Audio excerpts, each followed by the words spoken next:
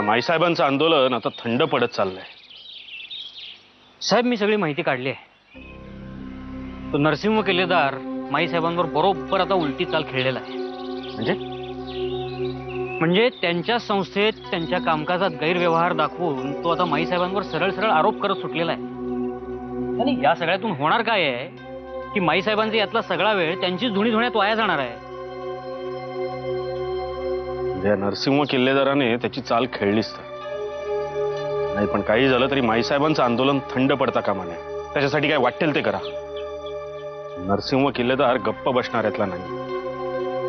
माईसाहेबांना ह्या सगळ्यातून बाहेर काढण्यासाठी आपल्याला कोणाची तरी मदत घ्यावीच लागणार. मंजिरी, तुझा योगायोगांवर विश्वास आहे?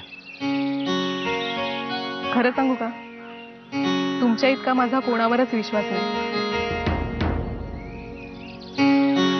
आज एकदम चेष्टा मस्करी करण्याच्या मूडमध्ये दिसतेस. नाही, पण खरंच आजच सकाळी मी विचार करत होतो की आपली नेहमी जी भेट झाली ती धावपळीत झाली. निवांतपणे आपण कधी भेटणार, आणि बघ आज तो योग जुळून आला. बाय द वे, तू इथे कशी काय? काही नाही, शाळेच्या कामासाठी इथे आले होते. ते लवकर आटोपलं म्हणून फोन केला. म्हटलं त्यानिमित्ताने ऑफिसही बघणं होईल. वामन दादा, गण्याला कुठे पाहिलं का? म्हणजे तो कशाला इथे येईल? तुझ्या भावाकडे लक्ष देण्याशिवाय आमच्याकडे दुसरा उद्योग नाहीये का? गेला असेल कुठेतरी उन्हाळ्याला. शेवटी तुझाच भाऊ ना,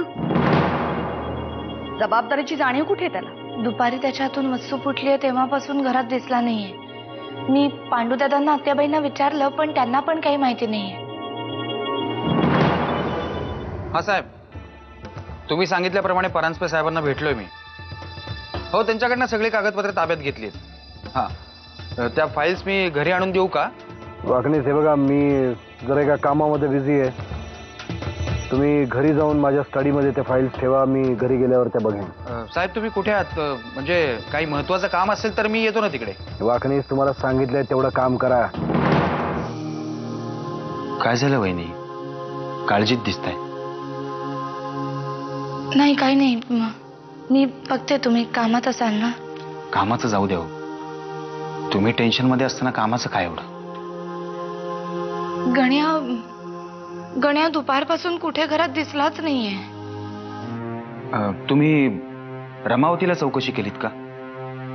रमावतीला कशाला? तुम्ही बघा तर फोन करून. अहो, पण रमावतीला नाही जाणार. फोन तर करून बघा. पडताळून बघायला काय हरकत आहे? तुम्ही म्हणताय म्हणून करते, पण तो तिकडे. डिनरसाठी थँक्स. अरे, नो फॉर्मॅलिटीज. बरं, खरंच सांग, मी येऊ का तुला सोडायला? नाही, नको, मी जाईन बसने. तू गाडी चालवतेस का नाही? हो, चालवते ना. मैत्रिणीची गाडी चालवते कधी कधी. पण माईची तत्व, साधं राहावं, सर्वसामान्यांसारखं वागावं, वगैरे वगैरे वगैरे. त्यामुळे मग बसनीच जाते. खरं तर तीच तत्व बरोबर आहेत. सर्वसामान्यांसारखं साधं राहावं. कोणाशी तरी बोलावंसं वाटतं, पण कोणाशी बोलणार? माझंही असंच काहीसं होतं. म्हणजे बोलण्यासाठी अनेक माणसं असतात, पण आपलं असं कोण असेल हे ओळखणं कठीण असतं. कारण ज्या क्षेत्रात मी आहे त्यात मित्र कोण आणि शत्रू कोण हेच बऱ्याचदा कळत नाही. म्हणून त्या दिवशी मी तुला फोन केला, कारण तुझ्या बाबतीत तसं काही वाटत नाही. तुझ्याशी मैत्री सुद्धा माझी पटकन झाली. तुम्ही मला तुमची फ्रेंड म्हणताय? ऑफकोर्स. म्हणजे माझी अनुयायी, माझी चाहती, माझी समर्थक वगैरे अशी जड नावं देण्यापेक्षा फ्रेंड हे सोपं नाही का? येऊ मी?